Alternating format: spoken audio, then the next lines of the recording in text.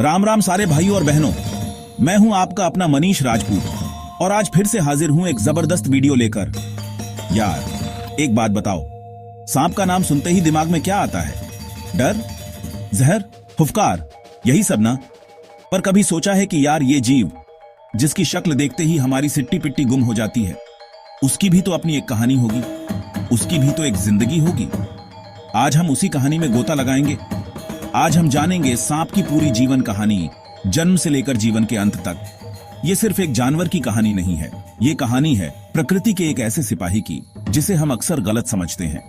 तो कुर्सी की पेटी बांध लो, क्योंकि आज हम डरेंगे नहीं बल्कि समझेंगे। हम देखेंगे कि कैसे एक छोटा सा अंडा एक खतरनाक शिकारी में बदलता है, कैसे वो अपनी दुनिया में जीता है, शिकार करता है और अपनी जिम्मेदारी निभाता है। ये वीडियो आपको सांप से दोस्ती करने को नहीं कहेगी, पर हां, उसके प्रति आपका नजरिया जरूर बदल देगी।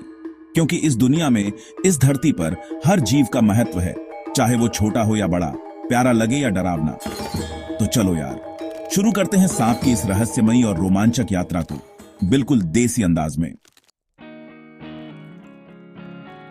तो भाई, कहानी शुरू होती है एक अंडे से।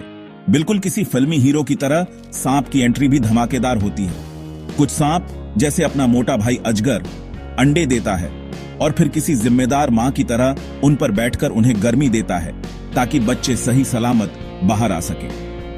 वहीं दूसरी तरफ कोबरा जैसे कुछ सांप थोड़े बिंदास होते हैं। वो अंडे देकर कहते हैं, भाई अब अपनी जिंदगी खुद जियो, और निकल पड़ते हैं। पर कहानी में एक और ट्विस्ट है। वाइपर जैसे कुछ सांप तो अंडा वंडा देने के झंझट में ही नहीं पड़ते, वो सीधे बच्चों को ही जन्म देते हैं, एकदम लाइव एक्शन। जन्म होते ही खेल शुरू हो जाता है। कोई मम्मी पापा नहीं होते जो खाना खिलाएंगे या दुश्मन से बचाएंगे। पैदा होते ही बच्चा सांप एकदम आत्मनिर्भर होता है, जैसे कोई हॉस्टल का लड़का जिसे पहले दिन से ही पता होता है कि अब सब कुछ खुद ही करना है।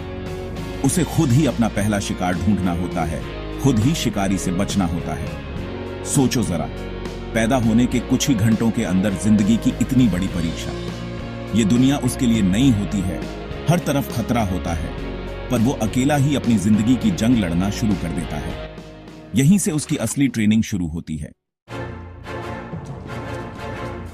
अब जब सांप भैया थोड़े बड़े हो गए तो पेट में भी चूहे कूदने लगते हैं, और इनके पेट के चूहे शांत करने के लिए इन्हें असली चूहे ही चाहिए होते हैं। सांप पक्के वाले मांसाहारी होते हैं, कोई घास फूस का चक्कर नहीं। इनके मेन्यू में क्या क्या होता है? चूहे, मेंढक, छिपकली, पक्षी, और कभी कभी तो ये दूसरे सांपों को भी नहीं छोड़ते। कहते हैं भाई, भूख